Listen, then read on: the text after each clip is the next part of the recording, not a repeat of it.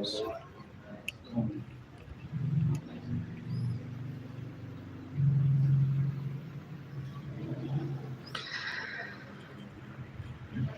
kita mulai. Bismillahirrahmanirrahim. Assalamualaikum warahmatullahi wabarakatuh.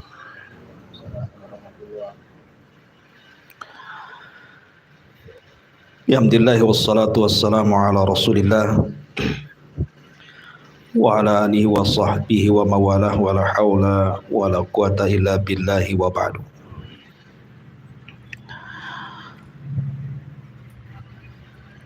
Alhamdulillah, segala puja dan puji hanya milik Allah Subhanahu wa taala.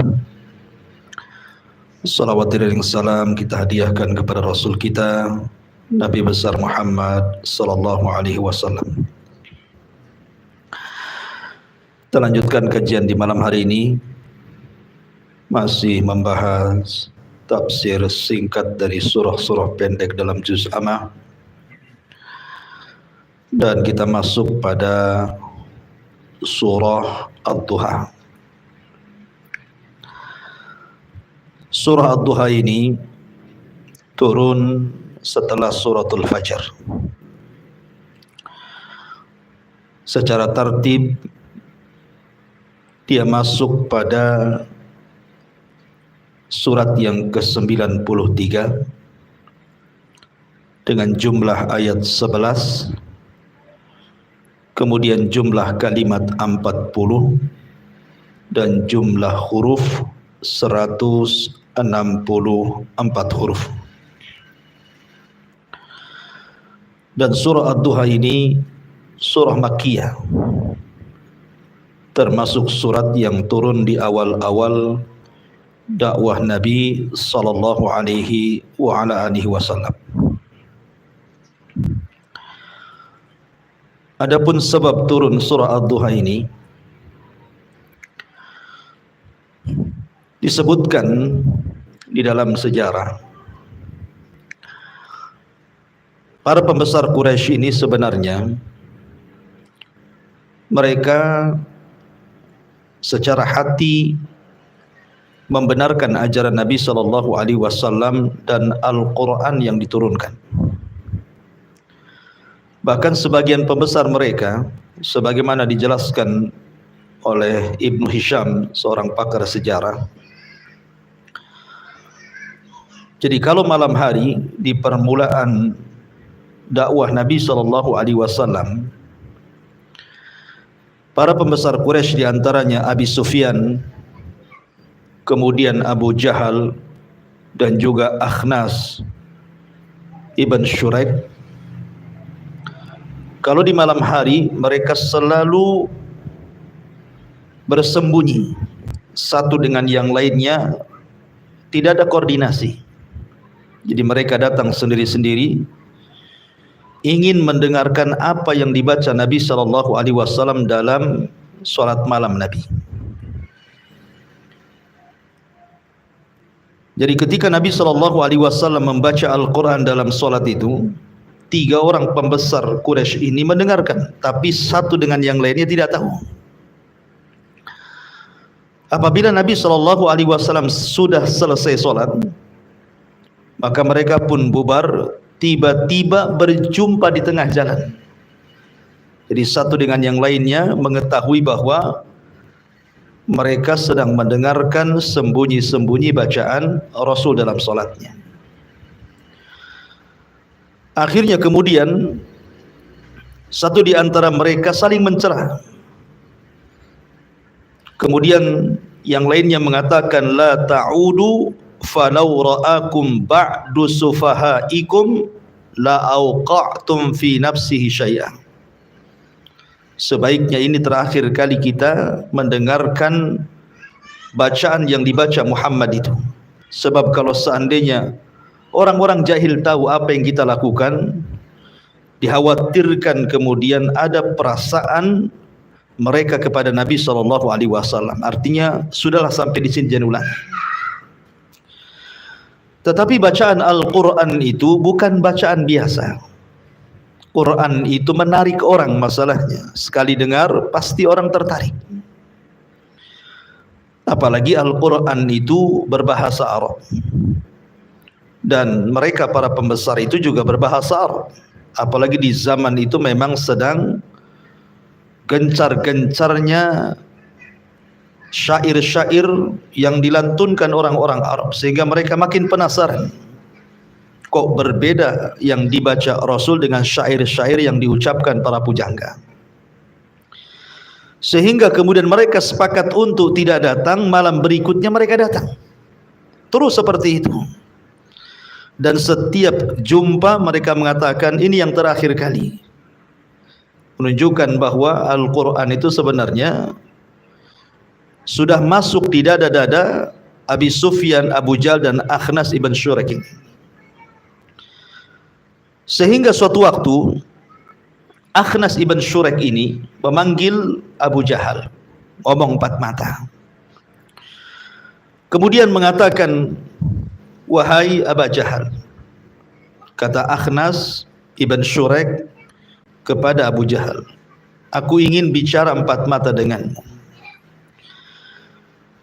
Bagaimana pendapatmu tentang Muhammad itu? Bagaimana pendapatmu tentang Muhammad itu? Apakah dia dusta dengan ajaran yang dibawanya ataukah benar? Kata Abu Jahal, demi Allah aku tidak pernah mendengar dari lisan Muhammad itu sesuatu yang dusta. Artinya Abu Jahal membenarkan sebenarnya. Akan tetapi kata Abu Jahal, kalaulah bukan karena perselisihan kabilah diriku dengan kabilah Muhammad itu. Maksudnya kabilah Rasul, kabilah Abdul Manaf dan kabilahnya Abu Jahal berselisih pendapat. Kemudian Akhnas ibn Syurek bertanya, ada masalah apa dengan kabilah Abdi Manaf itu? Maka Abu Jahal mengatakan, sesungguhnya kami bersaing dengan kabilah Muhammad itu untuk mendapatkan hati orang-orang Quraisy itu. Apabila mereka memberi makan haji, kami pun sama. Apabila mereka menghormati fuqara wal masakin, kami pun sama. Sehingga kami dengan kabilah Bani Abdul Manaf itu setara di tengah-tengah orang Quraisy. Tiba-tiba kemudian dari kabilah itu mengatakan, lana nabiyyun walastum binabi. Kami punya nabi dan kalian tidak punya nabi. Kami harus ngomong apa? Tak mungkin kami angkat dan katakan kami juga punya nabi. Sejak itulah maka permusuhan Abu Jahal dikarenakan sombong dan hasad, sehingga menolak hidayah Allah Subhanahu wa taala. Kembali ke kisah bahwa Nabi SAW sepanjang di Mekah dan Madinah tidak pernah meninggalkan qiyamul lail.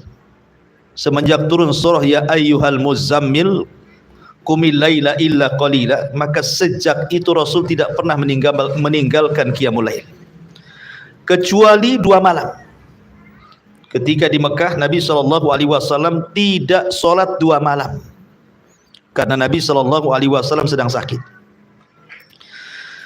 Akhirnya Nabi SAW tidak solat 2 malam itulah menjadikan sebuah isu yang dikembangkan untuk menghalang-halangi dakwah Nabi SAW. Datanglah seorang wanita jahat dari wanita-wanita Quraisy, namanya Arwa bintu Harbin. Kunyahnya Ummu Jamil, istri daripada Abu Lahab.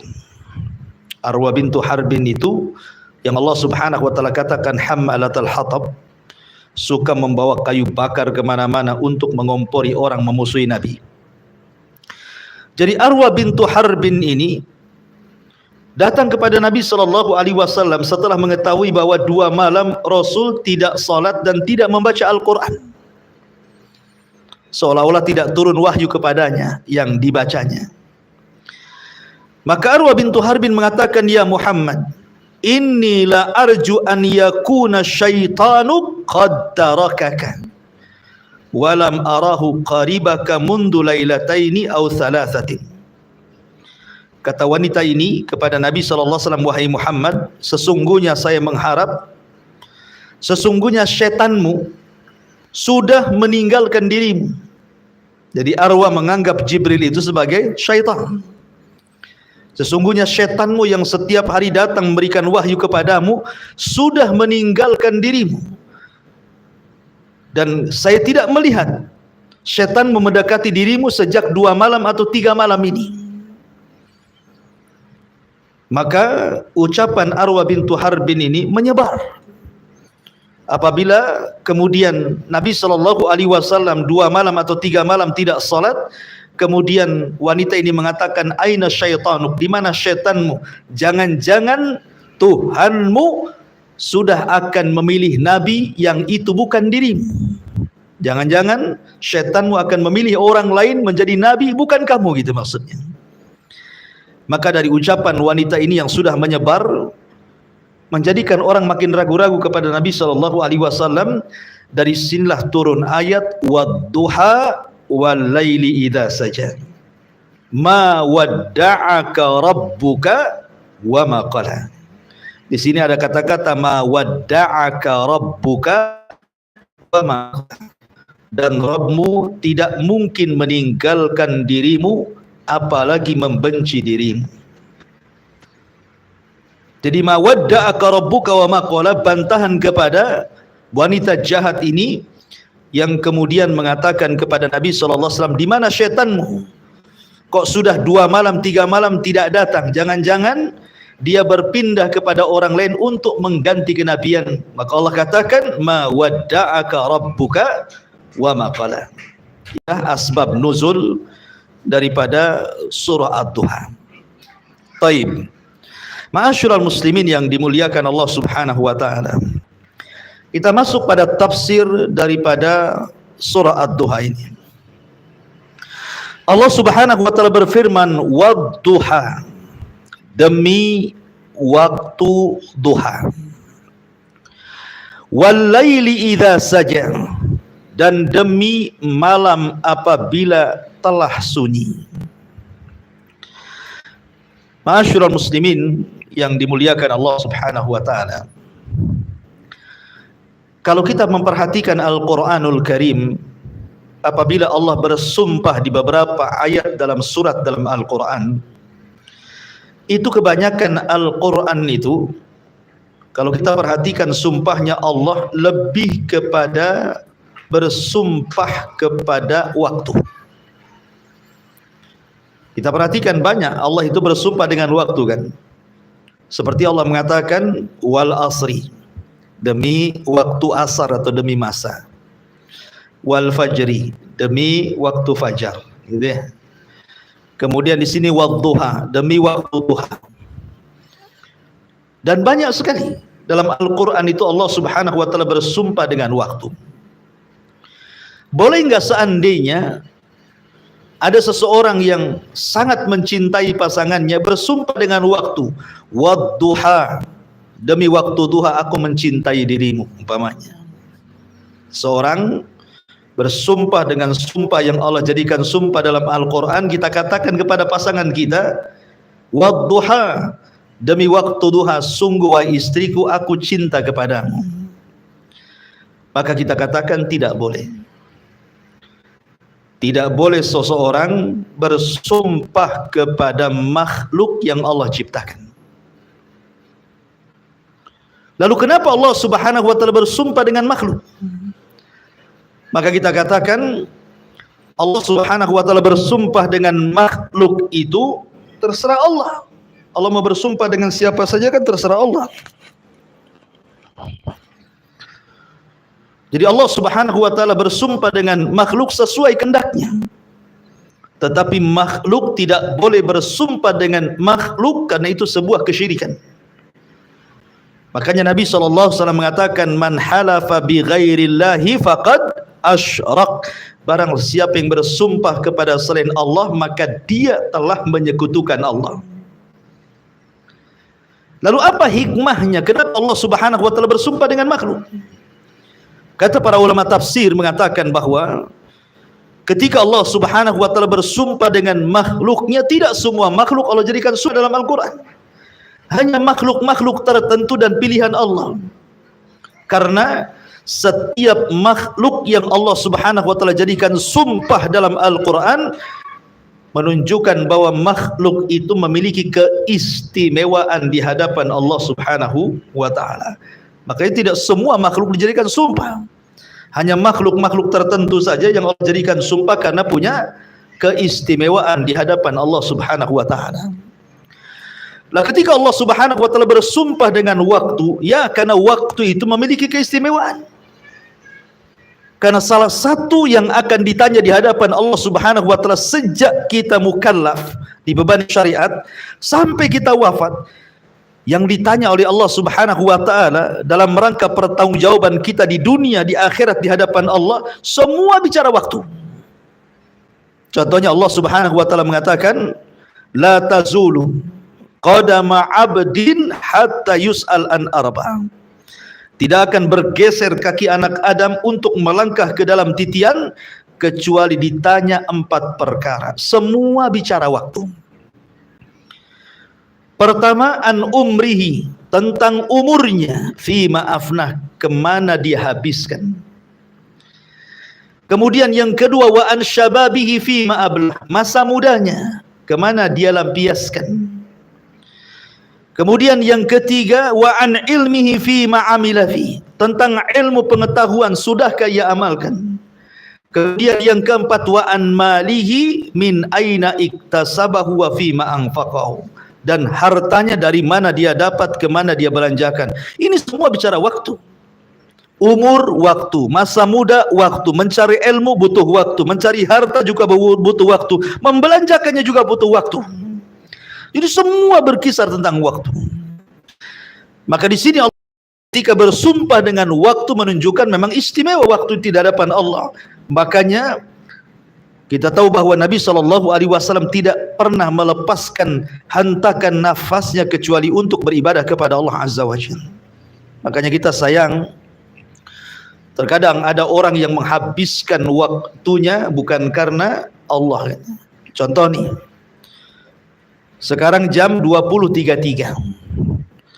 Ada orang-orang seperti antum datang ke majelis ilmu, menghabiskan waktu 1 jam atau 1 jam lebih untuk duduk di majelis ilmu di taman-taman sorga. Kita sedang duduk di taman sorga dan antum harus yakin kita sedang duduk di taman sorga ini. Tapi di jam 20.33 yang sama pada waktu ini, ada sebagian teman-teman kita yang justru sedang maksiat kan. Mereka sedang duduk di tempat-tempat diskotik, tempat-tempat maksiat. Itu semua akan dipertanggungjawabkan di hadapan Allah Azza wa Jalla. Oleh karena itulah maka Allah mengingatkan dalam Al-Quran senantiasa bersumpah dengan waktu. Lah dalam surah Ad-Duha ini Allah pilih waktu duha. Allah mengatakan wad-duha, demi waktu duha. Waktu duha ini ada yang mengatakan bahwa waktu duha itu ma'ruf mulai dari terbitnya matahari meninggi 1 tombak sampai zawal. Zawal itu sampai matahari tergelincir ke arah barat sedikit masuk waktu zuhur. Itulah waktu duha. Jadi waktu duha itu sejak terbit matahari sampai zawal, waktu tergelincir matahari ke arah barat masuk waktu zuhur. Itulah disebut duha. Ada yang mengatakan tidak, maksud waktu duha itu ya dari pagi sampai sore. Itulah duha. Kenapa? Karena dalam ayat ini lawannya walaili idza saja, demi malam apabila telah menutup. Dan waktu malam itu ketika terbenam matahari sampai kemudian datang fajar shadiq atau ketika terbitnya matahari. Berarti waktu duha dalam ayat ini maksudnya dari pagi sampai sore gitu loh. Karena lawannya juga malamnya dari sejak maghrib sampai pagi gitu ya. Tapi yang jelas, kenapa Allah Subhanahu wa taala menjadikan duha sebagai sumpahnya? Karena waktu duha itu waktu nasyat, waktu harakat. Waktu orang semangat-semangatnya untuk bekerja, waktu orang bergerak-geraknya untuk berjalan, waktu orang itu kemudian sedang berjalan ke sana kemari untuk mencari maisha. Itulah waktu duha.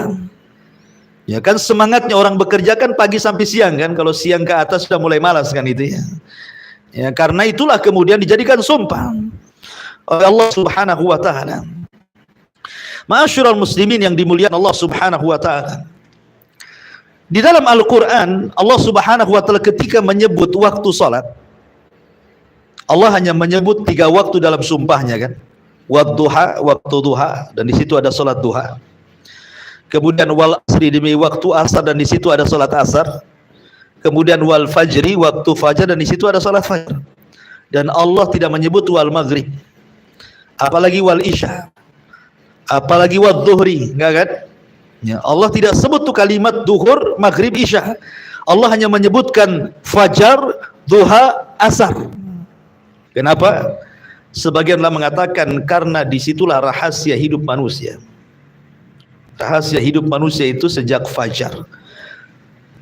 Makanya kalau orang bangun di waktu fajar, maksudnya subuh, kemudian tidak tidur sampai syuruk, maka sesungguhnya dia telah mendapatkan berkah satu hari itu. Makanya Nabi SAW mengatakan, Allahumma barik li ummati fi bukriha. Ya Allah, berkahi umatku di waktu paginya. Maksud pagi di sini artinya waktu fajar sampai selesai subuh, sampai terbit matahari, itu waktu berkah. Disitulah kesempatan kita berdoa kepada Allah Subhanahu wa taala sebelum melangkahkan kaki setelah terbit matahari untuk bekerja. Minta kepada Allah agar mendapatkan rizki yang halal, mendapatkan rizki yang baik, mendapatkan rizki yang banyak, mendapatkan rizki yang berkah, supaya ketika melangkahkan kaki setelah terbit matahari sampai waktu asar, maka Allah Subhanahu wa taala akan berkahi kehidupan kita selama siang itu. Maka itu rahasia hidup manusia di situ. Ya. Dari sini Al-Imam Ibnul Qayyim mengatakan, siapa yang tukang tidur setelah subuh sampai terbit matahari, maka tidak akan diberkahi keluarganya, tidak akan diberkahi pekerjaannya, dan tidak diberkahi keluarganya dan juga usahanya. Hilang berkahnya. Ya. Ma'asyiral muslimin yang dimuliakan Allah Azza wa Jalla, bicara tentang duha. Karena waktu duha itu ada solat yang sangat istimewa, dan itu seagung-agungnya solat sunnah di siang hari. Jadi solat sunnah yang agung setelah solat wajib di siang hari itu solat duha. Apa alasannya? Satu, karena solat duha itu dianggap sedekah, mewakili sedekah seluruh persendian badan kita. Kita tahu bahwa manusia itu punya berapa persendian? 360 persendian. Itu berdasarkan sabda Nabi. Dan sudah diteliti oleh pakar-pakar kesehatan. Memang jumlah persendian manusia itu sebagaimana sabda Nabi gitu ya. Jumlahnya 360 persendian dari kepala sampai kaki itu. Lah setiap hari Allah Subhanahu wa taala menuntut kita untuk memberikan sedekah dari 360 sendi itu. Tetapi kata Nabi SAW, tidak perlu kita memberikan sedekah dari 360 persendian. Cukup dengan solat duha itu mewakili semua sedekah 300 persendian, 360 sendi yang ada pada badan kita. Jadi agung sekali. Kemudian yang kedua, solat duha itu ikhwatu fiddin termasuk solatul awabin. Solatnya orang-orang yang mengharap dan kembali kepada Allah Subhanahu wa taala. Bayangkan, seafdal-afdalnya solat duha kapan? Saat anak-anak unta berlarian karena kepanasan kakinya. Ya sekitar jam 10, 11 itu seafdal-afdalnya waktu duha itu. Karena Rasul mengatakan seafdal-afdalnya waktu duha hina tarbidul hisal, ketika anak-anak unta berlarian karena kakinya kepanasan. Kalau jam 8 kan belum panas gitu ya. 9 belum panas, biasanya panas itu jam 10, jam 11 itu mulai panas tuh.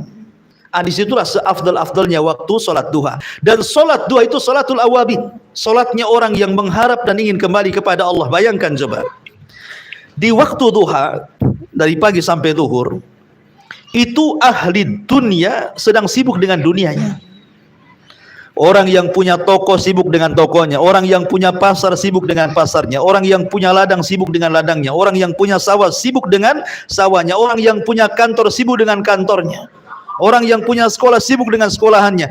Pokoknya waktu itu sibuk-sibuknya ahli dunia dengan dunia. tiba-tiba kemudian di tengah-tengah kesibukan manusia dengan dunia, Anda keluar dari kesibukan itu, kemudian Anda sholat.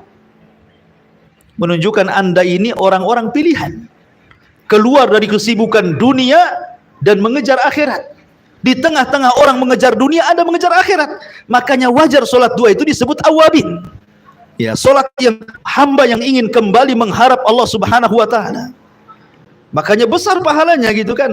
Karena di tengah-tengah orang mengejar dunia lalu Anda mengejar akhirat, menunjukkan Anda adalah orang pilihan Allah Subhanahu wa Ta'ala. Karena tidak semua bisa orang di tengah-tengah kesibukan dunia tiba-tiba menyingkir dan menghadap Allah. Itu jarang sekali. Orang kalau sudah sibuk dunia, mana mikir akhirat kan itu ya. Karena bagaimanapun dunia itu sagalatna amwaluna wa ahluna. Biasanya menyibukkan kita itu dunia itu. Tapi ketika orang sibuk tiba-tiba keluar, oh memang kita orang pilihan. Makanya sholat disebut sholatul awabin. Ya. Kemudian yang ketiga, sholat duha itu termasuk kifayatullah lil muhafidhin. Allah akan memberikan kecukupan kepada orang-orang yang melaksanakan duha. Boleh jadi ini juga ada orang yang berkeyakinan kalau ingin banyak rizkinya sholat duha kan ini. Karena memang ada riwayat yang mengatakan dalam sebuah hadis kursi, Ibnu Adam arka'ali min awalin nahar arba'a raka'atin akfika akhirah. Kata Allah dalam hadis kursi, Ibnu Adam, anak Adam, telah ruku kepadaku dari awal siang, 4 rakaat itu sudah mencukupkan kepada dirimu, kepada orang yang sholat 4 rakaat itu dari awal sampai akhir. Allah cukupkan, Allah berikan kecukupan. Kemudian juga sholat duha ini memiliki pahala besar.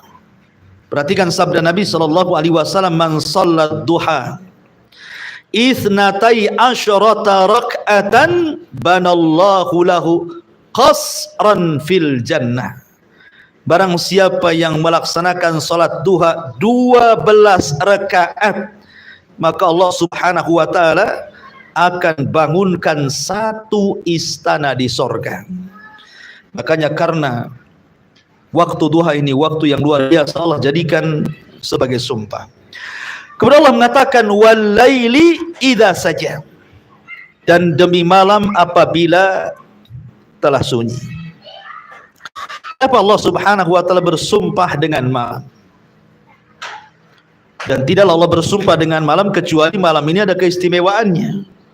Walaupun di satu waktu Allah Subhanahu wa Ta'ala meminta kepada kita untuk berlindung dari malam kan. Min syarri ghasikin idza waqab kan.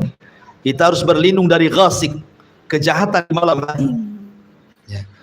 Tetapi malam hari juga keistimewaan luar biasa. Makanya ketika Allah Subhanahu wa Ta'ala bicara tentang ibadah di malam hari dalam surah Muzammil ayat 6 itu, inna nasyi'atal laili hiya asyaddu wat'an wa aqwa muqila.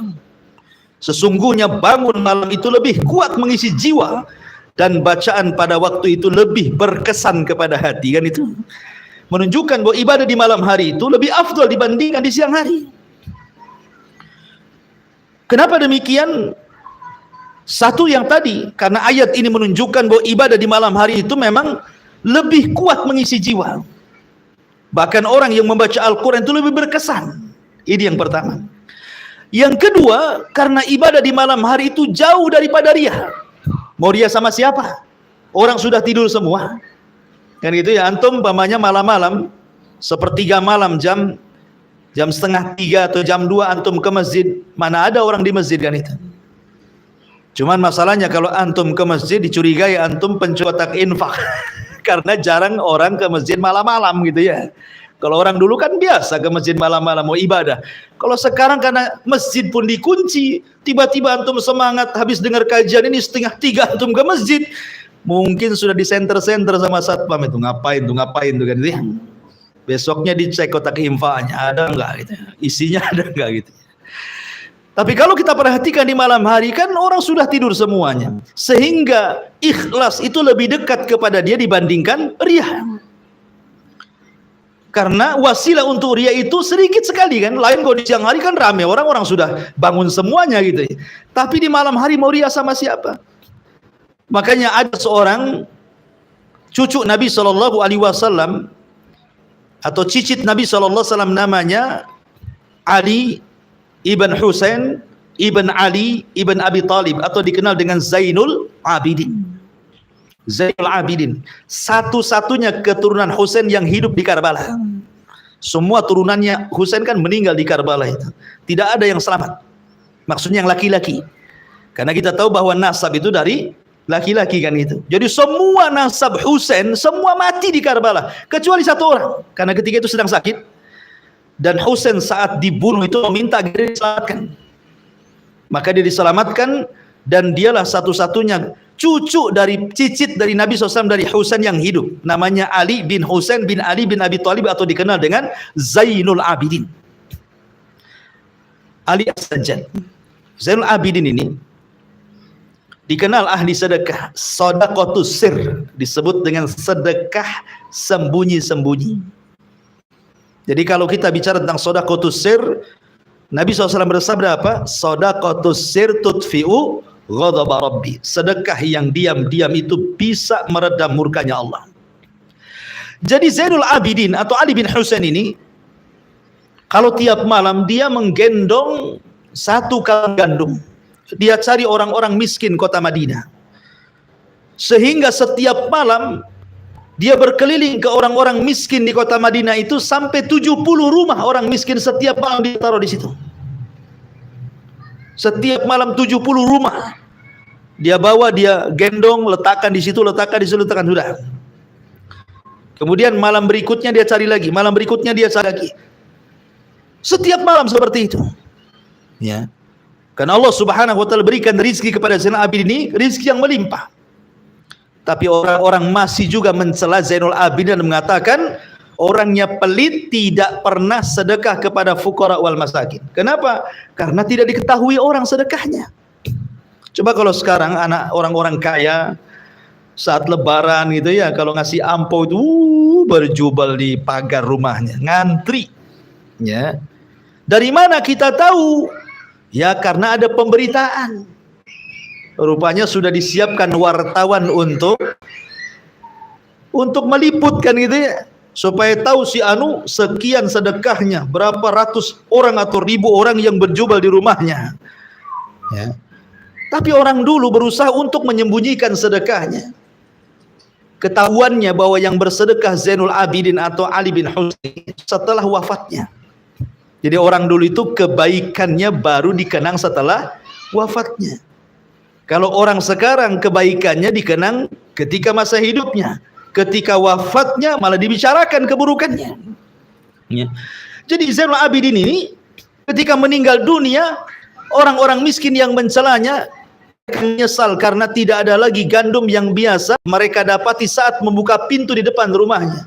Kemudian tersebar kabar orang yang memandikan jasad Zainul Abidin itu mengatakan bahwa di pundak Zainul Abidin banyak luka. Ya, karena sering menggendong gandum itu. Lihat bagaimana ibadatus sir, dan itu dilakukan di malam hari. Kenapa Zainul Abidin memilih waktu malam? Yaitu karena malam hari itu seseorang itu keikhlasannya akan mudah dibandingkan di siang hari. Maka ibadah di malam hari itu lebih ikhlas dibandingkan di siang hari. Kemudian juga ibadah di malam hari itu mazid tadabburin wa tafahmin. Ada tambahan tadabbur. Jadi orang kalau ingin menghafal Quran, membaca sesuatu, belajar gitu kan, itu lebih masuk tuh. Lebih masuk karena tidak bising seperti di sini gitu ya. Di malam lebih syahdu kalau ada di sini sumpah dengan malam. Taib. Kemudian Allah mengatakan ma wadda'aka rabbuka wa ma qala. Ma wadda'aka rabbuka wa ma qala. Tuhanmu tidak meninggalkan engkau wahai Muhammad dan tidak pula membencimu. Tadi sudah saya katakan sebab turunnya adalah ketika Jibril 2 malam tidak turun kepada Nabi sallallahu alaihi wasallam. Sehingga Nabi sallallahu alaihi wasallam sempit dadanya, 2 malam tidak salat malam dan tidak membaca Al-Qur'an. Kemudian datang wanita jahat, istri daripada Abu Lahab, Hammalatul Hatab, Kemudian mengejek Nabi SAW dan mengatakan, aina syaitanuk, di mana syaitanmu? Jangan-jangan setanmu sudah mencari orang untuk dijadikan nabi yang bukan dirimu, katanya.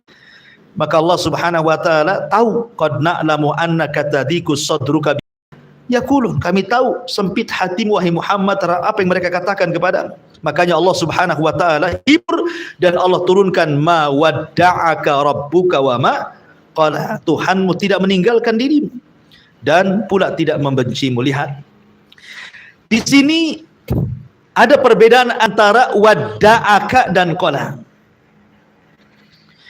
Wadda'aka di situ dimunculkan dhamir mukhatab. Ka, ada kaf di situ ya, wadda'aka.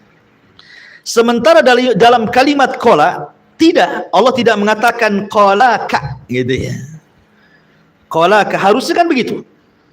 Ya kan, namanya sesuatu yang ma'tuf, sesuatu yang sifatnya diatofkan, disandarkan kepada kalimat sebelumnya, harusnya ma wadda'aka rabbuka wa ma qalaka, kan gitu.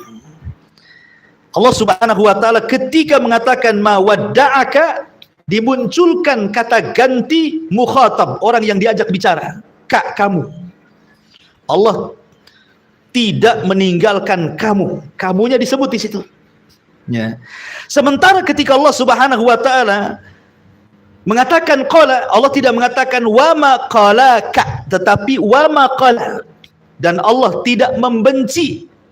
Ya takdirnya kamu gitu ya, tapi tidak dimunculkan di situ. Kenapa di sini? Ya, ini kan pertanyaan. Perhatikan di sini, wadda'a itu artinya meninggalkan. Kalau seandainya Nabi SAW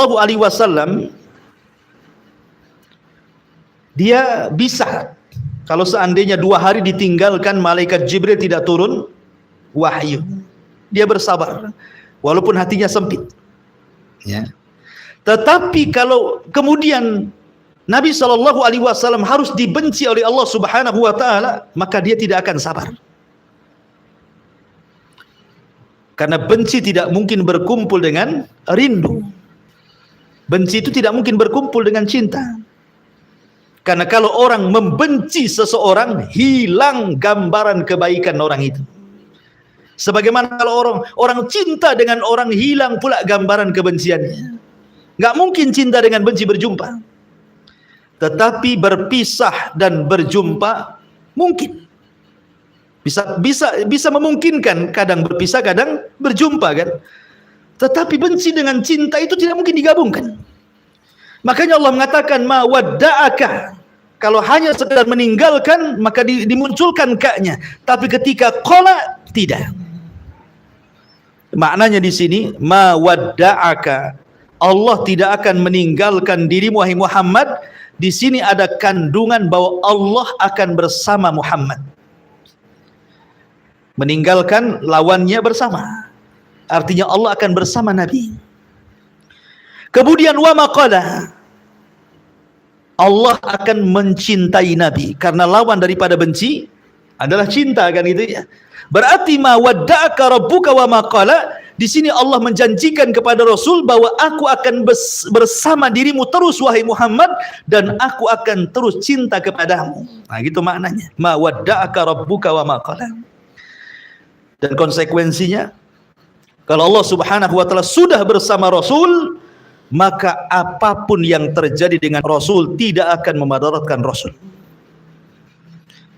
Makanya kenapa di dalam surah Al-Fatihah apabila kita mengatakan iyyaka na'budu wa iyyaka nasta'in, hanya kepadamu ya Rabb kami beribadah dan hanya kepadamu kami ya Rabb meminta pertolongan.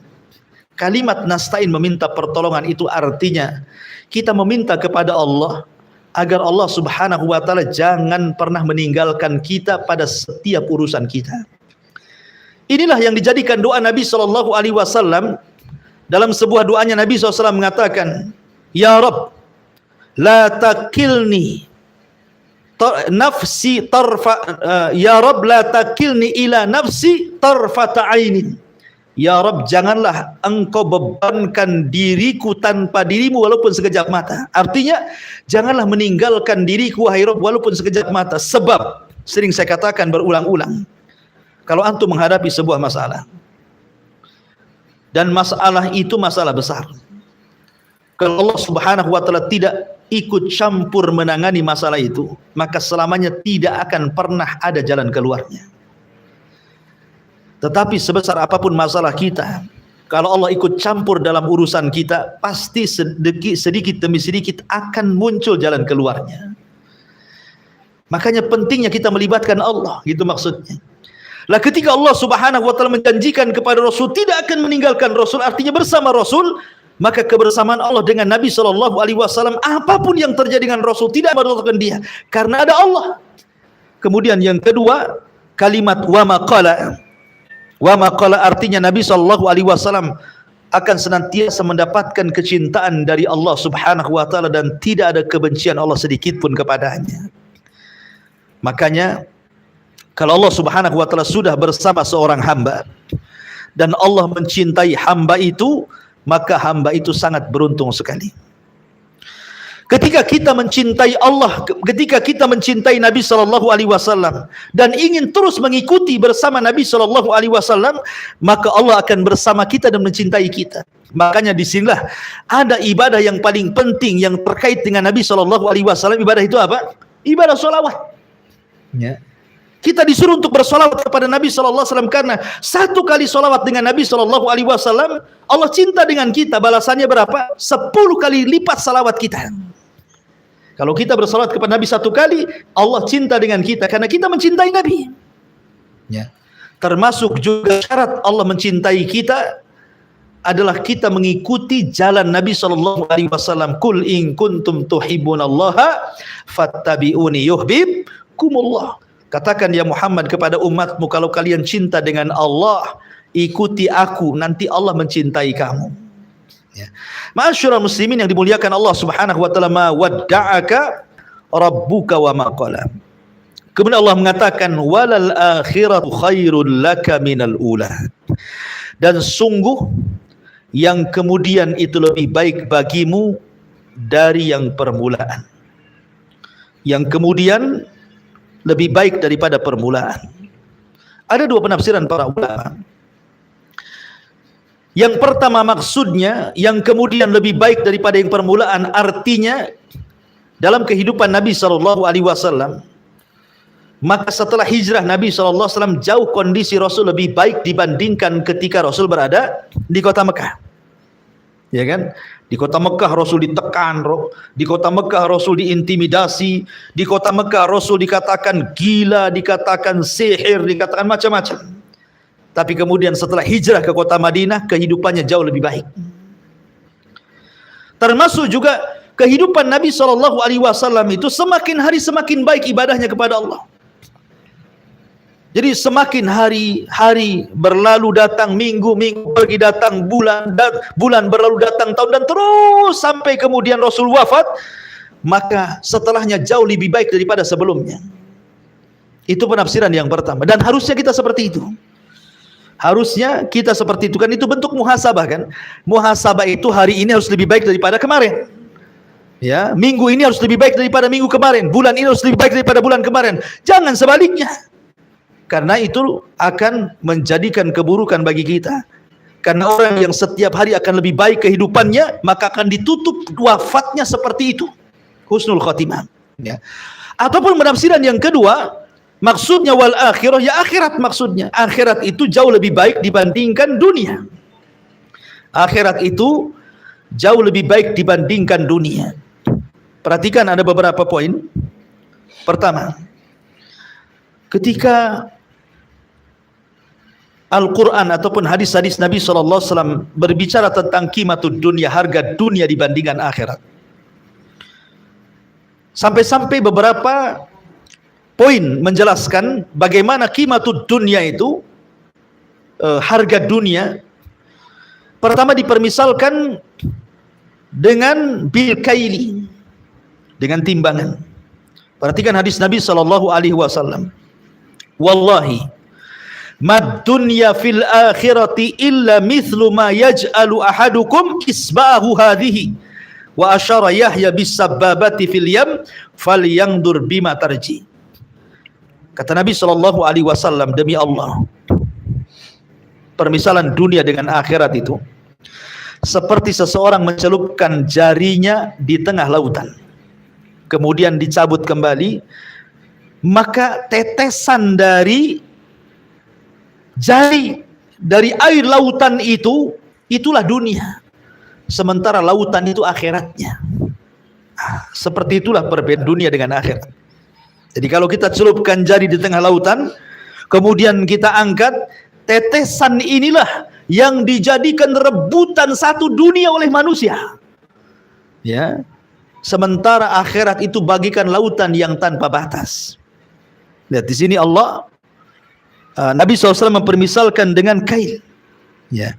Kemudian yang kedua, mempermisalkan dengan dirham, dengan uang. Kata Nabi SAW, ketika sahabat Rasul dengan Nabi SAW lewat ke pasar, tiba-tiba kemudian berjumpa dengan kambing, bangkai kambing yang cacat. Kemudian Nabi SAW mengatakan kepada para sahabatnya, maukah di antara kalian membeli bangkai kambing yang cacat ini dengan 1 dirham? Mempermisalkan dengan dirham, dengan uang. Kata Nabi SAW, ayyukum yuhibbu anna hadalahu bidirhamin. Maukah di antara kalian membeli bangkai kambing yang cacat dengan 1 dirham ini? Faqalu, sahabat mengatakan, tidak mungkin wahai Rasul, seandainya binatang ini hidup, kalau cacat siapa yang mau 1 dirham? Ya. Maka Nabi SAW mengatakan, ketika sahabat mengatakan seperti itu, fa wallahi la dunya ahwan 'ala Allah min alaikum. Demi Allah, dunia ini jauh lebih rendah. Dunia ini jauh lebih rendah dibandingkan dunia. Ya.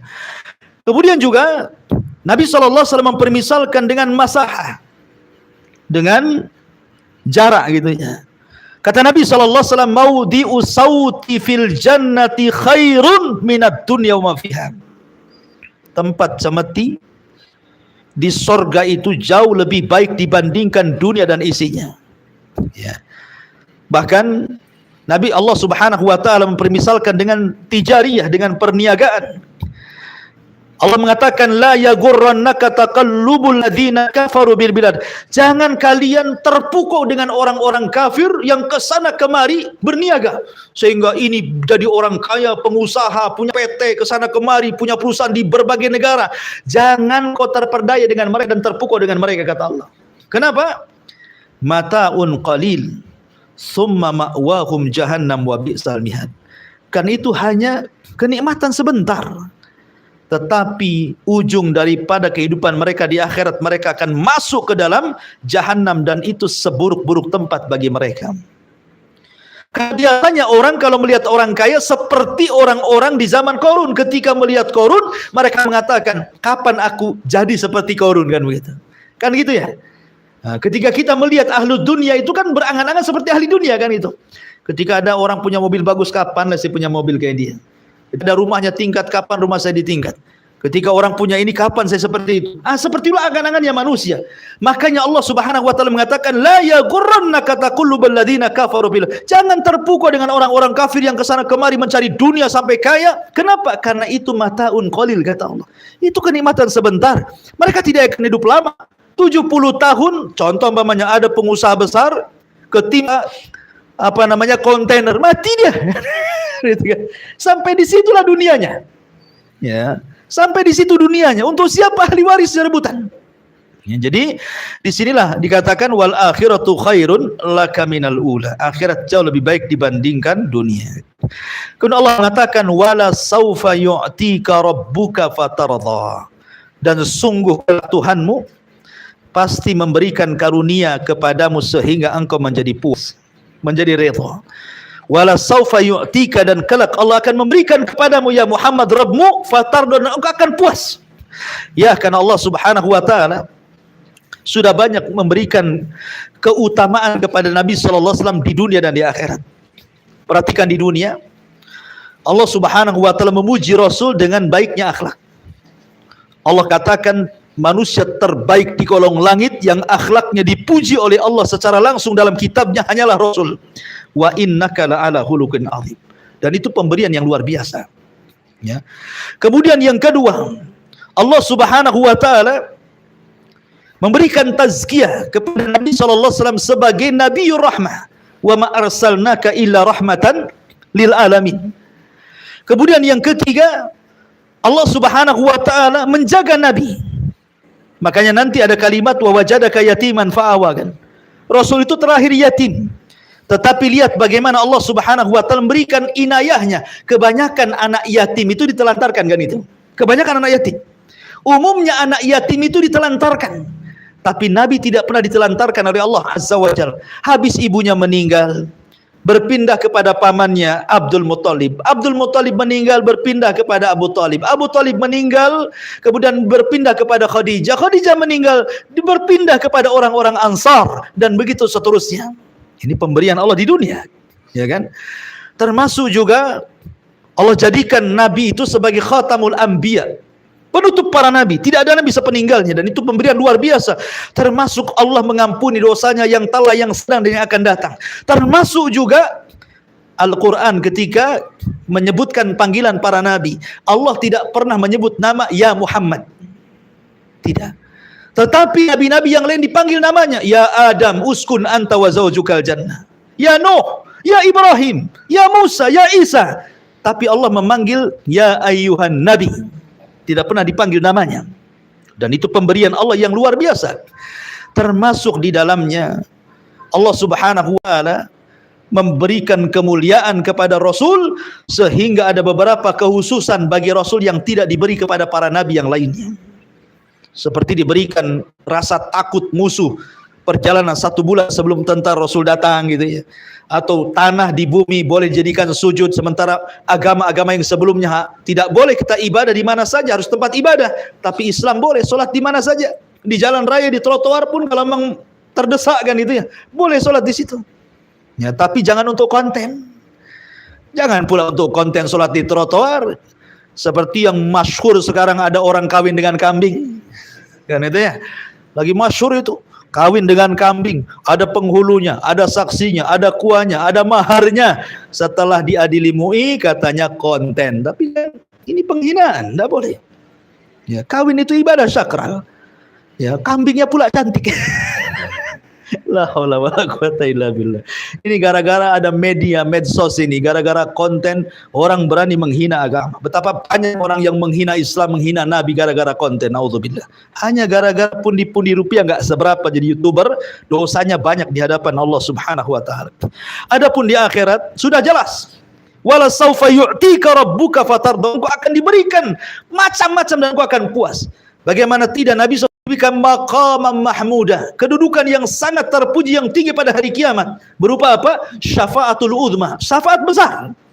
Semua nabi tidak bisa memberikan syafaat, Nabi pula mampu memberikan syafaat. Allah izinkan memberikan syafaat kepada semua manusia, bukan kepada umatnya saja. Ya. Kemudian Nabi SAW orang yang pertama kali diizinkan meniti titian siratal mustaqim.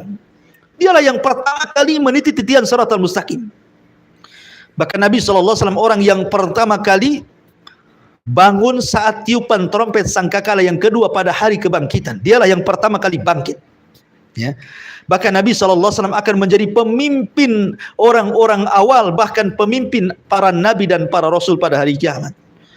Termasuk Nabi SAW orang yang pertama kali membuka pintu sorga, dan dia pula orang yang pertama kali masuk ke dalam sorga. Bahkan umatnya 2/3 sorga. Ya. Artinya bahwa ini Allah Subhanahu wa taala janjikan wala saufa yu'tika, dan kelak Allah akan memberikan kepadamu rabbuka, Rabbmu, fatardo, dan akan puas dirimu dengan pemberian Allah. Ya. Kemudian Allah Subhanahu wa taala baru setelah itu mengingatkan kepada Nabi SAW atas pemberian yang banyak itu. Rasul diingatkan oleh Allah, alam yajidka yatiman fa'awa. Bukankah Allah mendapatimu sebagai anak yatim, lalu dia melindungi wahai Muhammad? Ingat sejarahmu. Ya, jas merah bahasanya ya. Jangan lupakan sejarah gitu ya. Harus ingat dengan sejarah. Ingat di masa kecil wahai Muhammad.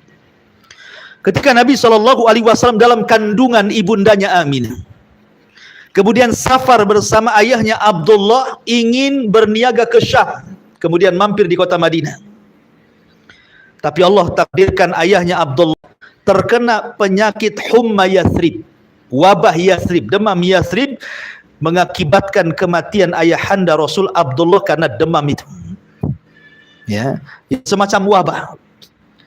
Sementara Nabi SAW masih dalam kandungan ibundanya Aminah. Maka Nabi SAW kemudian terlahir yatim, bahkan seyatim-yatimnya anak yatim adalah ketika lahir dan ayahnya meninggal dalam kandungan. Itulah Nabi seyatim-yatimnya anak yatim. Kemudian setelah Nabi SAW lahir, maka yang menyusui setelah Aminah adalah siapa? Thuwaibah. Karena ketika itu Thuwaibah sedang punya anak namanya Masruh. Thuwaibah itu budaknya Abu Lahab. Dia baru melahirkan dan punya anak namanya Masruh, sehingga kalau ibu punya anak bayi kan keluar susunya. Maka Nabi SAW karena memang kondisi susu ibundanya kurang baik, maka disusukan kepada Thuwaibah. Ketika tahu Rasul suka dan mau menyusu kepada Thuwaibah, Abu Lahab ketika itu sangat bahagia. Karena bahagianya dengan kelahiran Rasul dan budaknya kemudian mau menyusui Rasul mau bersusu kepada Thuwaibah, maka sebagai imbalannya Abu Lahab memerdekakan budaknya Thuwaibah ini. Abu Lahab bahagia karena Abu Lahab tidak tahu bahwa nanti dia akan jadi nabi, kan itu permusuhannya kan setelah jadi nabi. Justru di awal-awal Abu Lahab itu suka dengan Nabi. Buktinya karena budaknya diminum susunya oleh Rasul, langsung dimerdekakan tuh Thuwaibah itu. Dan Thuwaibah ini sempat hidup ketika Nabi SAW hijrah dari Madinah. Dia ingin memberikan hadiah kepada Thuwaibah ke Mekah, tapi sayang Thuwaibah sudah meninggal dan anaknya juga Masruh sudah meninggal dunia. Ingin membalas kebaikannya karena Rasul itu tidak pernah melupakan kebaikan orang, ya, tapi sayang sudah meninggal semua, ya. Maka karena tahun itu dikenal Bani Bakar Hawazin itu terjadi pacaklik hebat, Bani Sa'diyah, sehingga datanglah 10 wanita dari Bani Bakar Hawazin dari kabilah Sa'diyah itu mencari bayi-bayi susuan dari orang-orang kaya yang ada di kota dengan imbalan, dengan sebuah imbalan. Maka angkatlah 10 wanita dari Bani Sa'diyah, dari Bani Bakar Al-Hawazin itu. Berangkat 10 wanita. Salah satu dari 10 wanita itu adalah Halimah Sa'diyah. Ya. Lah 9 wanita ini sudah lebih dulu, padahal berangkatnya sama-sama. Karena memang Halimah menggunakan atan itu keledai perempuan, sehingga kan jalannya kurang gitu ya. Dan juga unta yang sangat rapuh, yang sangat kecil, yang sangat kurus, sehingga ketinggalan dari 9 wanita yang sebelumnya sudah berangkat. Ketika sampai di Mekah, 9 orang wanita kawannya sudah mendapatkan bayi-bayi orang kota untuk dibawa pulang, sementara Halimah sudah tidak mendapatkan siapapun yang ada di kota Mekah itu kecuali Nabi SAW. Itu pun ditolak oleh para wanita-wanita yang datang. Alasannya kenapa? Pertama, memang keluarganya miskin. Yang kedua, memang Rasul anak yatim. Ya, tidak mau mereka. Kalau saya ambil, dibayar apa saya ini, bahasan seperti itu, sehingga tidak diambil tuh bayi itu. Kecuali Halimah Sa'diyah. Maka ketika mengetahui tidak ada bayi kecuali Nabi SAW, suaminya ketika itu datang kepada istrinya dan mengatakan, sudahlah nggak apa-apa, kita ambil saja, mudah-mudahan membawa berkah. Itu harapan suaminya. Harapan suaminya kepada istrinya Halimah Sa'diyah agar dibawa sajalah orang ini. Akhirnya kemudian Abdullah ibn Harith setelah mengatakan kepada Halimah Sa'diyah istrinya, dibawalah bayi Nabi. Tetapi masalahnya subhanallah, baru saja berada di pangkuannya, atan saya katakan tadi apa? Keledai perempuan. Keledai perempuan ini dia harus mengeluarkan susu kalau punya anak kan. Ini kan tidak punya anak, nggak keluar susunya. Tiba-tiba keajaiban Allah Subhanahu wa taala, penuh susunya tuh keledai perempuan itu. Padahal di malam itu mereka tidur sejelek-jeleknya kondisi karena kelaparan. Tiba-tiba setelah membawa bayi Nabi, tiba-tiba susunya menggelembung, padahal tidak punya anak tuh keledai perempuan itu. Karena berkahnya Rasul, akhirnya mereka pun minum dari air susu keledai itu dan mereka pun merasa segar, Akhirnya mereka pun sehat. Kata Abdullah ibn Haris suaminya, subhanallah, anak ini sungguh mubarak, diberkahi. Maka berangkatlah menuju Bani Bakar atau Hawazin atau kabilah Sa'diyah. Rupanya mereka duluan yang sampai dibandingkan 9 wanita yang sudah dahulu membawa bayi itu. Karena berkahnya jadi kuat tuh binatangnya. Ya. Dan ketika Rasul sampai saja turun hujan. Kan itu kan sudah lama paceklik tuh. Ya, daerah itu. Tiba-tiba turun hujan. Nah, ini berkah yang kedua. Kemudian kambing-kambing di daerah itu gemuk-gemuk dengan kehadiran Nabi SAW. Dan intinya banyak sekali. Namun sayang ketika usia Rasul, ada yang mengatakan 4, ada yang mengatakan 6 tahun, terjadi pembelahan dada sehingga mengkhawatirkan Halimah jangan-jangan setan datang, padahal itu Jibril. Kemudian dikembalikan kepada ibundanya Aminah. Lah ketika Aminah kemudian hendak ziarah kuburan ayahandanya Rasul SAW ke Madinah, kemudian pulangnya di Allah takdirkan dia meninggal dunia. Maka kemudian Aminah itu kan punya budak namanya Barakah atau dikenal dengan Ummu Aiman. Maka Ummu Aiman membawa Rasul ketika itu masih kecil gitu ya, untuk dititipkan kepada pamannya siapa? Kepada kakeknya Abdul Muthalib. Tapi Abdul Muthalib hanya 2 tahun, kemudian diserahkan, diwasiatkan kepada Abu Talib. Karena Abu Talib ini miskin, kemudian Nabi SAW dilatih berniaga, dilatih bekerja, sampai akhirnya Allah berikan anugerah kepada Rasul istri yang kaya, yang soleha, yang disebut dengan Khadijah.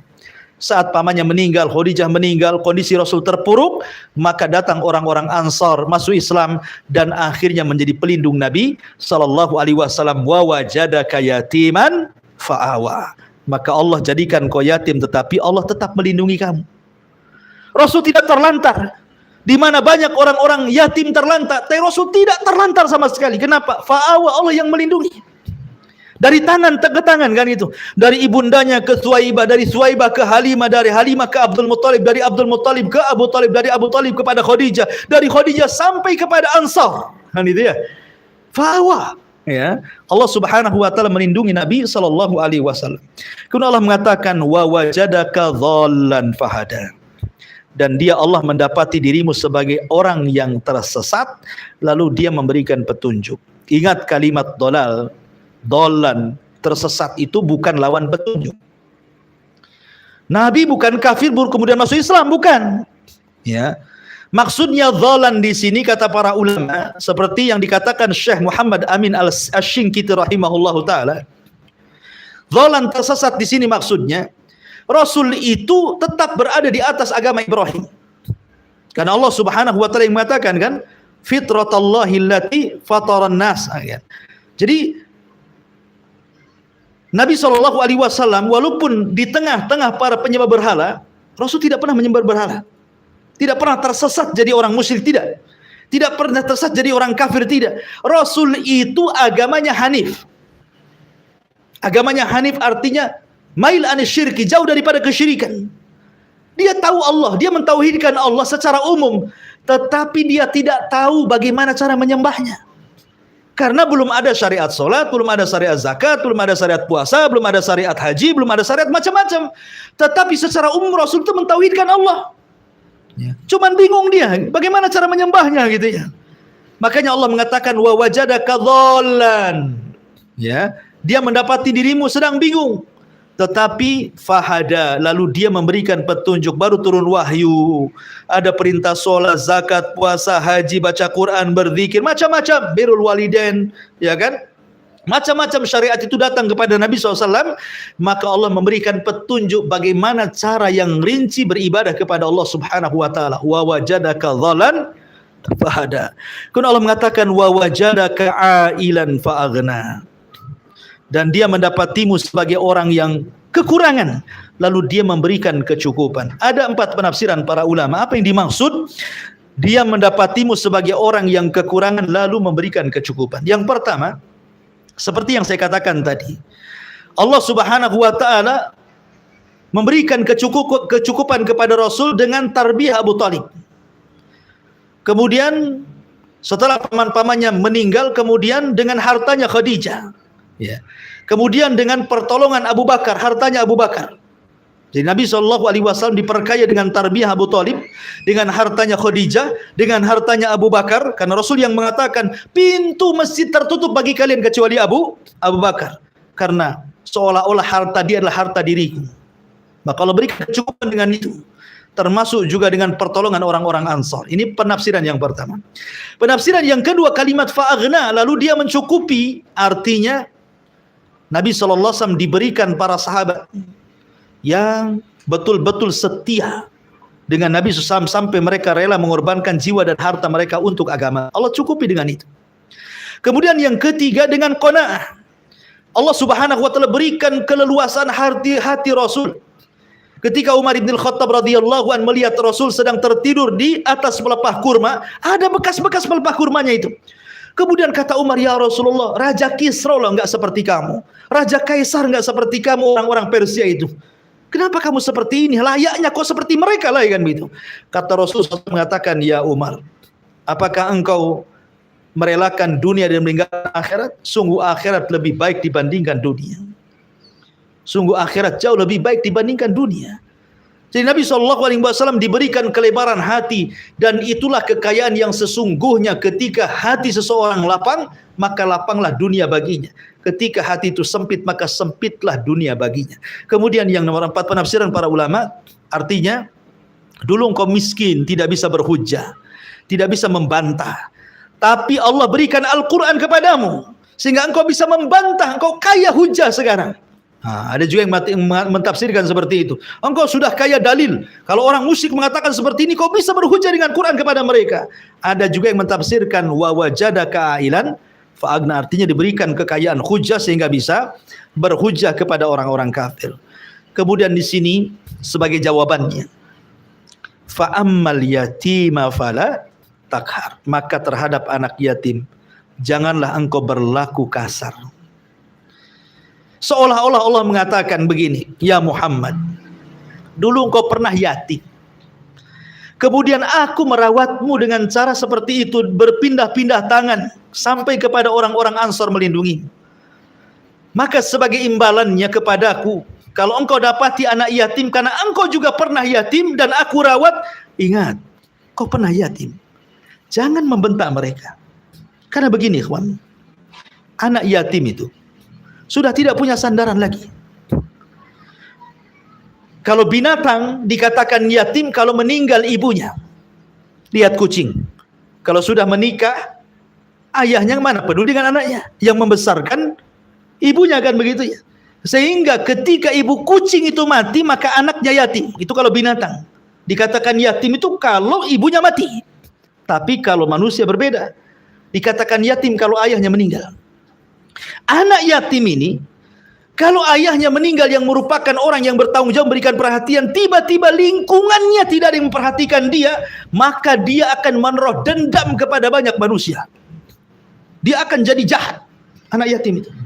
Ya, makanya kenapa ada saya kok anak yatim ini kok gini ya. Saya kan ada orang tua mengatakan anak ini punya sih anak angkat anak yatim, tapi nakalnya luar biasa, kan itu ya. Itu ujian luar biasa. Makanya ketika anak yatim ini kemudian hilang bapaknya, kemudian masyarakat setempat menggantikan posisi ayahnya, menyayangi anak yatim ini, mengusap rambutnya, kemudian mengkafilnya, maka anak yatim ini akan lembut. Dan nanti kalau dia sudah dewasa, maka dia akan berlaku hal yang sama kepada anak-anak yatim. Tapi kalau masyarakat tempatan itu tidak sayang dengan anak yatim, ya, sama sekali tidak peduli dengan anak yatim, maka anak yatim ini besar dan akan menjadi dendam bagi masyarakatnya. Makanya di sini ditarbiyah oleh Allah Subhanahu wa taala, fa ammal yatima fala takhar. Maka terhadap anak-anak yatim jangan kau berlaku sewenang-wenang wahai Muhammad. Ma'asyiral muslimin yang dimuliakan Allah Subhanahu wa taala, perlu dipahami ya, kenapa Allah Subhanahu wa taala dan apa hikmahnya Allah Subhanahu wa taala memilih nabinya dari anak yatim. Kenapa Rasul dipilih menjadi nabi dan Rasul dan menjadi akhir bagi seluruh para nabi dan Rasul, dan kondisinya yatim? Apa hikmahnya gitu ya? Allah memilih Rasul dari kalangan anak yatim, bukan dari kalangan orang-orang yang tidak yatim. Yang pertama, kata para ulama, supaya nabi kelak dia tidak bersandar kepada manusia kecuali kepada Allah. Sebab seorang anak kalau ada bapaknya pasti bersandar kepada orang tuanya, bersandar kepada ayahnya. Ketika Rasul tidak punya ayah, maka sejak itu dia sudah bersandar kepada Allah. Dihilangkan persandaran dia kepada makhluk dan hanya bersandar kepada Allah Subhanahu wa taala. Kemudian yang kedua, kebanyakan orang kalau anak yatim itu biasanya aibnya tidak tertutup. Aibnya tidak tertutup, akan muncul aibnya anak yatim itu. Ya, karena memang dia yatim. Terkadang ada keluhan-keluhan dari ibunya terhadap ayahnya, sehingga aibnya muncul di tengah-tengah masyarakat. Maka dengan cara itulah Allah Subhanahu wa taala ingin mengatakan kepada Nabi sallallahu alaihi wasallam, engkau dulu yatim, nasib baik aku akan merawatmu. Aku yang merawatmu sampai kau jadi nabi dan rasul. Maka karena anak yatim itu tidak mudah untuk menutup aib mereka, tutup aib mereka. Kau seorang nabi, kau pernah yatim, tutup aib mereka. Ya. Kemudian yang kedua, supaya ja'alahu yatiman liya'lam kulla ahadin anna fadilatahu minallah ibtidaan. Dijadikan Nabi SAW anak yatim supaya setiap orang mengetahui bahwa karunia itu langsung datang dari Allah, bukan dari kedua orang tuanya. Allah yang mendidik Nabi SAW, termasuk juga yang terakhir an ya'rifa qadral yatama, supaya Rasul tahu kedudukan anak yatim, makanya Allah jadikan dia anak yatim. Supaya kelak dia kalau sudah besar tahu kedudukan anak yatim. Kenapa demikian? Terkadang orang hidup susah itu supaya dia bisa susah, seperti Nabi Yusuf alaihi salatu wasallam tidak pernah kenyang. Walaupun dia jadi menteri ekonomi kan itu di masa Fir'aun itu kan, dia orang kaya, tapi kalau makan gak pernah kenyang Nabi Yusuf itu. Sampai-sampai ditanyakan, kenapa engkau tidak pernah kenyang wahai Yusuf? Ketika engkau makan, apa kata Yusuf? Akhafu an ashbafa ansal jia'. Aku takut kalau aku kenyang, aku lupa lapar. Aku lupa jadi orang susah. Ya. Tetapi orang kaya kalau kemudian berusaha untuk terbiasa susah, ketika dia hilang kekayaannya, terbiasa dia susah kan itu. Tapi ketika orang kaya tidak biasa susah, Allah uji dengan kesusahan, bisa-bisa dia mati berdiri itu. Betapa banyak orang kaya yang kemudian mati gila kan itu ya, gara-gara tidak terbiasa susah. Wallahu alam. Kemudian Allah mengatakan fa ammal yatima fala taqhar. Adapun anak yatim jangan kau membentaknya. Kenapa demikian? Orang-orang jahiliyah, kalau seandainya Allah berikan rahmat pada hatinya, kasih sayang kepada hati orang-orang Arab jahiliyah, terutama orang-orang tua kafir Quraisy itu seperti Abu Jahal, Abu Sufyan, Abu Jahal, kemudian yang lainnya, diberikan sedikit rahmat dalam hatinya, tentu mereka akan mudah menerima hidayah Allah. Tetapi karena para pembesar Quraisy itu hatinya keras, tidak punya rahmat kepada anak-anak fuqara wal masakin, kepada anak-anak yatim, wajar kalau mereka kemudian mendustakan agama. Lihat firman Allah Azza wa Jalla, ara'aita alladhi yukadzibu bid-din fadzalika alladhi yad'ul yatim wala yahuddu ala ta'amil miskin. Tidakkah kau lihat para pendusta agama itu? Mereka orang-orang yang menghardik anak yatim dan tidak menyeru manusia untuk memberi fuqara wal masakin. Itulah pendusta agama. Dan itu para pembesar Quraisy. Kalau seandainya para pembesar Quraisy ada sedikit rahmat dalam hatinya, cinta dengan fuqara wal masakin dan anak yatim, yakin hidayah akan masuk. Tapi karena keras hatinya, hidayah tertutup kepada mereka. Sehingga Allah turunkan ayat ara'aital ladzi yukadzibu bid-din. Ma'asyiral muslimin yang dimuliakan Allah Subhanahu wa taala, masih banyak ya ini karena sudah 9:30 ya. Sudah malam ya. Insyaallah kita lanjutkan tafsir surah Wadduha. Sebelum saya tutup, mungkin di antara ibu bapak ingin bertanya, silakan kalau ingin bertanya. Kita buka tanya jawab 1 atau 2 pertanyaan.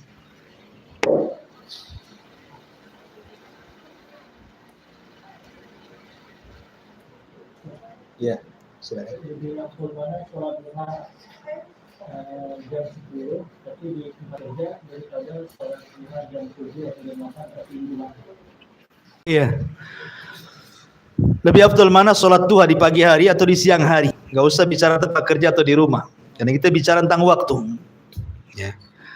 Salat duha itu boleh dikerjakan di awal waktu. Makanya ketika para ulama bicara tentang salat syuruk, dalam hadis Nabi SAW, siapa yang salat subuh berjamaah dan tidak beranjak dari tempatnya, dia berzikir kepada Allah, kemudian muncul matahari sampai meninggi satu tombak, kemudian dia salat 2 rakaat, salat syuruk, maka pahalanya sama dengan haji dan umrah secara sempurna. Ketika ulama bicara tentang salat syuruk, ada sebagian ulama mengatakan syuruk itu duha yang diawalkan. Jadi ada sebagian ulama yang mentafsirkan atau berpendapat bahwa salat syuruk itu adalah salat duha yang diawalkan. Tapi sebagian ulama mengatakan tidak, ya syuruk sendiri, duha sendiri, karena syuruk itu ada kaitan dengan hadis tadi, satu rangkaian dengan orang yang salat subuh berjamaah dan tidak beranjak dari tempatnya, kemudian dia salat 2 rakaat, maka pahalanya sama dengan haji dan umrah secara sempurna. Ada yang mengatakan dua sendiri, syuruk sendiri. Tapi ketika ulama mengatakan bahwa itu adalah bagian daripada salat duha yang diawalkan, menunjukkan boleh salat duha itu diawalkan.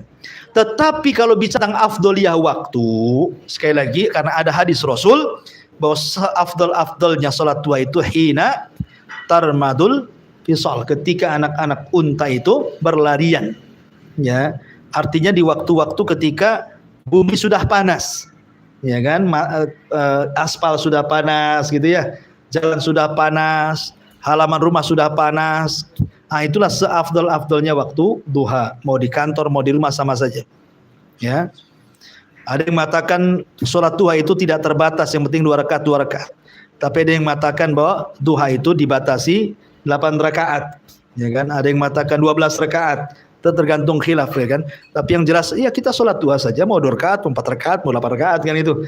Yang penting kita melaksanakan duha, dan itu seafdol-afdolnya waktu. Wallahu a'lam.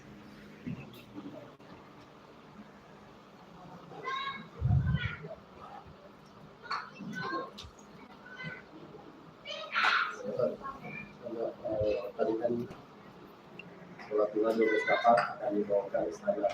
Kalau sholat sudah wajib 12 rakaat. Bukan, itu duha. Itu duha. Kalau sholat sunnah wajib. Lain lagi, ada lagi?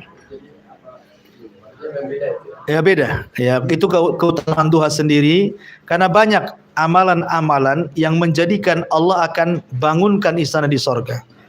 Seperti orang membaca qul huwallahu 10 kali dalam sehari semalam, dibangunkan istana di sorga. Orang yang bangun masjid akan dibangunkan istana di sorga.